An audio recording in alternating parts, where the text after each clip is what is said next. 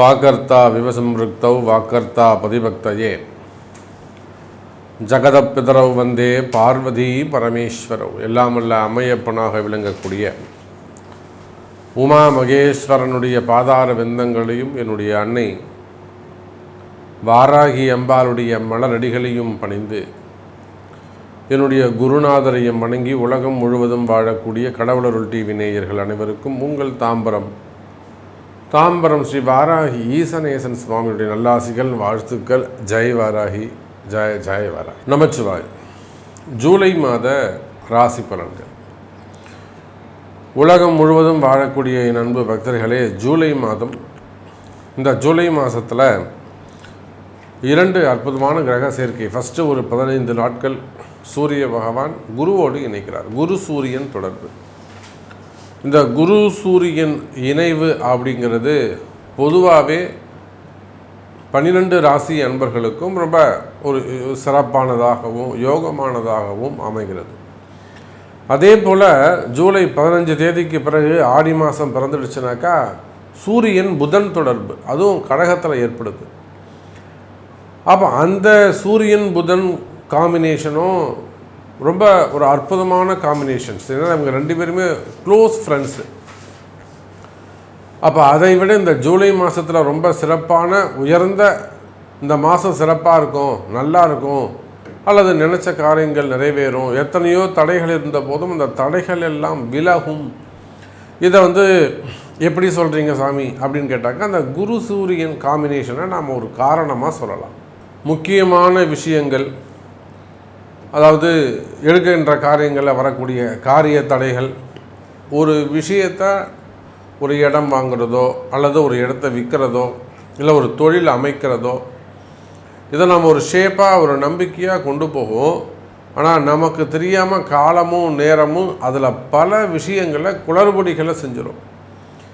எதிர்பார்க்காத சில குழப்பங்கள்லாம் நடந்து நமக்கு தெரியாமலே நடந்து அதன் பிறகு அது ஒரு ஷேப்பு கொண்டு வந்து அப்புறமா நம்ம கடைசியில் நம்ம ஜெயிப்போம். நேரடியாக நடக்க வேண்டிய விஷயங்கள் அப்படி சுற்றி நடக்கிற மாதிரி இருக்கும். அப்போ இது நாள் வரையிலும் நினைத்த காரியங்கள், எடுக்கின்ற விஷயங்கள், ஒரு ப்ராஜெக்டாக இருக்கட்டும் இல்லை எந்த ஒரு விஷயமாக இருக்கட்டும், குழப்பம் இல்லாமல் நடந்ததே கிடையாது. அதுவும் குறிப்பாக இந்த ஏப்ரல் மாதத்துக்கு பிறகு பயங்கரமான குழப்பங்கள் திடீர்னு நல்லா போய்கிட்டே இருக்க மாதிரி இருக்கும். அதில் பார்த்தா திடீர்னு ஒரு குழப்பங்கள் இருக்கும். எங்கடா இருந்து இந்த குழப்பம் வந்துச்சு அப்படின்னு யோசிக்கக்கூடிய வகையில் அது இருக்கும். அந்த மாதிரியான திடீர் குழப்பங்கள், திடீர் மாற்றங்கள், இதையெல்லாம் கிராஸ் பண்ணி தான் ஒவ்வொரு நாளும் வாழ்க்கையில் ஜெயிக்க வேண்டியது இருக்குது. ஆனால் பாருங்கள் அன்பு நேயர்களே, இந்த குரு சூரியன் தொடர்பு அதுக்கு ஒரு நல்ல விடை கொடுக்கும். அப்போ அற்புதமான காம்பினேஷன். அதே போல் சூரியன் புதன் தொடர்பு, இது சுபத்துவமான, அதே சமயத்தில் பாசிட்டிவாக நடக்கக்கூடிய விஷயங்கள்.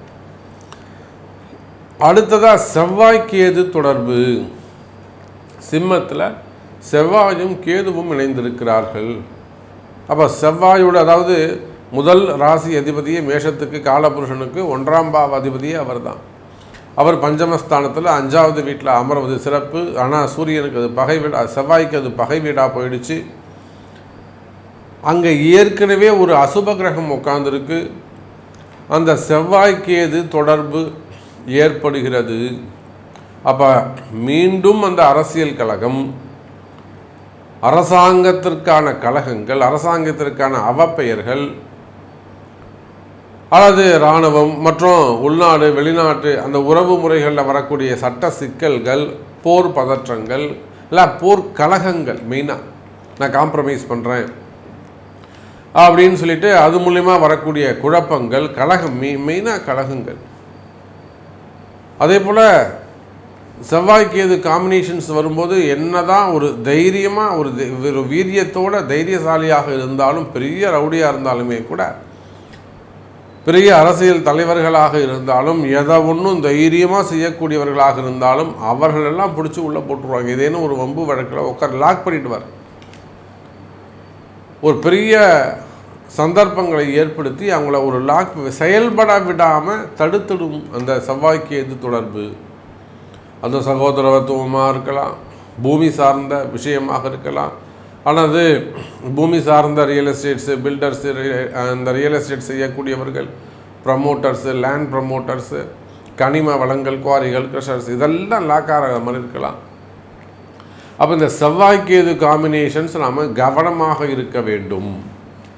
வம்பு வழக்குகள், அரசு அதிகாரிகளுக்கு ஏற்படக்கூடிய அவப்பெயர்கள், இதெல்லாம் அந்த செவ்வாய்க்கேதுவால், அந்த சூரியன் வீட்டில் இருக்கக்கூடிய செவ்வாய்க்கேதுவால் ஒரு டேஞ்சரான ஒரு காம்பினேஷனாக இருக்குது. ஸோ இதையெல்லாம் அந்த 3 கிரகத்தையும் மிக்ஸ் பண்ணி ஜூலை மாதம் எப்படி இருக்குன்னு பார்த்துடலாம் பாருங்கள். கணவன் மனைவி பிரச்சனை தீர, பிரிந்தவர்கள் ஒன்று சேர, தகாத உறவில் இருந்து விடுபட, செய்வினையை செய்தவருக்கே திருப்பிவிட, எதிரிகள் உதிரிகளாக, வழக்கில் வெற்றி காண, வியாபாரத்தில் முன்னேற்றம் அடைய, பணம் பொன் பொருள் சேர 11 நாளில் உங்களது அனைத்து பிரச்சனைகளும் கேரள முறையில் பிரசன்னம் பார்த்து சரி செய்யப்படும்.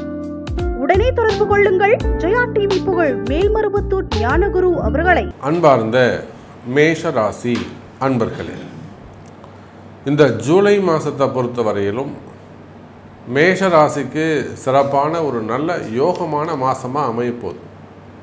ஒரு விஷயந்தான் மேஷராசி என்பர்களே, உங்கள் ராசிநாதன் செவ்வாய் பகவான் 5ஆம் இடத்துல கேதுவோடு இணைகிறார். அப்போது ரொம்ப தைரியமான பலசாலியாக இருந்தாலுமே கூட நான் ரொம்ப தெளிவாக இருந்த சமயம் இப்போ என்னன்னு தெரியல, மனசுக்கு ஒரு பயமாக இருக்குது. நான் ரொம்ப தைரியமான ஆளு சமயம், எங்கள் வீட்டுக்காரர் இந்த மாதிரி இருந்ததே இல்லை, எங்கள் மனைவி இந்த மாதிரி இருந்ததே இல்லை, எங்கள் அப்பா இந்த மாதிரி இருந்ததே இல்லை, என் பையன் இந்த மாதிரி இருந்ததே இல்லை. இப்போ ஏதோ ஒரு மனக்குழப்பமாக இருக்குது, அல்லது ஒரு மனசுக்கு ஒரு பயமாக இருக்குது, அந்த மாதிரியான ஒரு குழப்பங்கள். அதே போல் குடும்ப விஷயங்களில், குடும்ப உறவுகளில், குறிப்பாக உடன் பிறந்தவர்கள், மனைவியோட உடன் பிறந்தவர்களாக இருக்கலாம், கணவனோட உடன் பிறந்தவர்களாக இருக்கலாம், அண்ணன் தம்பிங்க, அக்கா தங்கைகள், சித்தப்பா, பெரியப்பா, அத்தைமார்கள், இவர்களோடு வரக்கூடிய அந்த அந்த உறவு முறைகளில் வரக்கூடிய வாக்குவாதங்கள். நல்லா ஒரு ஜாயின்ட் ஃபேமிலியாக இருந்திருக்கும், திடீர்னு ஒரு மனக்கசப்பு, இல்லைன்னா ஒரு வாக்குவாதம், இல்லை அண்ணன் வேறு எதே தம்பியோ அண்ணனோ ஏதோ கண்ணுக்கு தெரிஞ்சு ஒரு அதர்மமான விஷயத்தில், தவறான விஷயத்தில் போகலாம். அது மனசுக்கு ரொம்ப கஷ்டமாக இருக்கலாம். புரியுதுங்களா? அது மனசுக்கு ரொம்ப கஷ்டமானதாக இருக்கலாம். அப்போ அது சார்ந்த வாக்குவாதங்கள். அதே போல் குடும்ப உறவுகளில் மெயினாக கணவன் மனைவி, பெற்றோர் பிள்ளைகள், இவங்க இடத்துல வரக்கூடிய வாக்குவாதங்கள் எல்லாம் இருக்குமே ஆனால், மன கஷ்டங்கள் இருக்குமே ஆனால், அவையெல்லாம் விலகுவதற்கு, குறையறதுக்கான வாய்ப்புகள் உண்டு. ஒரு பஞ்சாயத்து கண்டிப்பாக இருக்குது என்பது தான் நிதர்சனமான உண்மை. இன்னொரு விஷயத்திலையும் மேஷராசி என்பர்கள் ரொம்ப எச்சரிக்கையாக இருக்க வேண்டும். தேவையில்லாத ஒரு கோவிலுக்கு போகிறது, இல்லை வேறு ஏதேனும் மந்திரிக்கிறது, அல்லது ஏதேனும் மாந்திரீக பரிகாரங்கள் செய்வது, இந்த மாதிரி விஷயங்கள் எல்லாம் ரொம்ப எச்சரிக்கையாக தவிர்க்க வேண்டும்.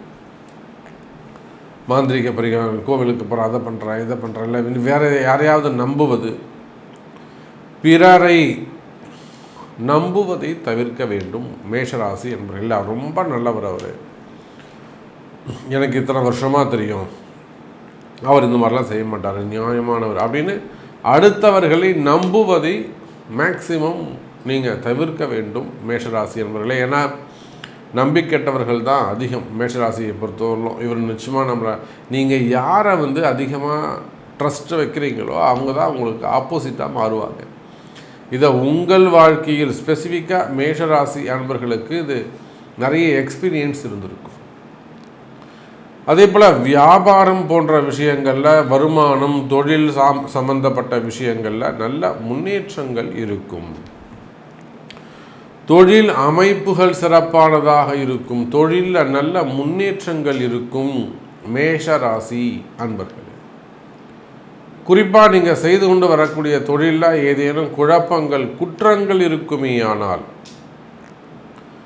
எனக்கு ப்ராஃபிட்டே கிடைக்கல சாமி, லாபமே கிடைக்கல, நல்லா பிஸ்னஸ் நல்லா போய்கிட்டு இருந்தது, இப்போ பிஸ்னஸ் சரியாக நடக்க மாட்டேங்குது, அப்படி இல்லைன்னா பிஸ்னஸ் ஆர்டர் எல்லாமே நல்லா இருக்குது, வர வேண்டிய காசு வரலை, ரொட்டேஷன் இல்லை, ஃபண்டு லாக்காக இருக்குது, இப்போ அடுத்து ஆர்டர்ஸ் இருக்குது, செய்யறதுக்கு பணம் இல்லை. இந்த மாதிரி தொழில் துறைகளில் பிஸ்னஸில் உங்களுக்கு ஏதேனும் ஃபண்டு டிமாண்ட், தொழில் பிஸ்னஸ் லாக்காகி இருக்குமே ஆனால், குறிப்பாக பிஸ்னஸ் நல்ல முறையில் நடந்து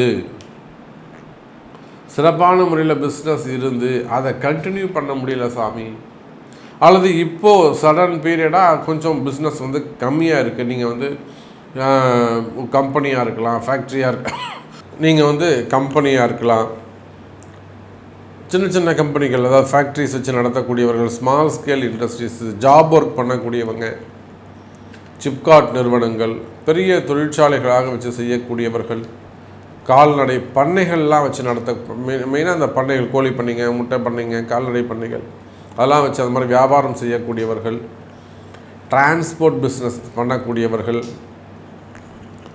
அதே போல் ஷேர் மார்க்கெட்டு, ஸ்டாக் மார்க்கெட்டு, அந்த மாதிரியான பிஸ்னஸ் செய்யக்கூடியவர்கள், ஃபிலிம் இண்டஸ்ட்ரி, கலைத்துறையை சார்ந்தவர்கள், எக்ஸ்போர்ட் இம்போர்ட் பிஸ்னஸ் பண்ணக்கூடியவங்க, கார்மெண்ட்ஸ் அந்த தொழில் செய்யக்கூடியவர்கள், ஷோரூம்ஸ் வச்சு நடத்தக்கூடியவர்கள், அதே போல் மளிகை விவசாயம் சார்ந்த பொருட்கள், சூப்பர் மார்க்கெட்டு, மளிகை கடைகள்.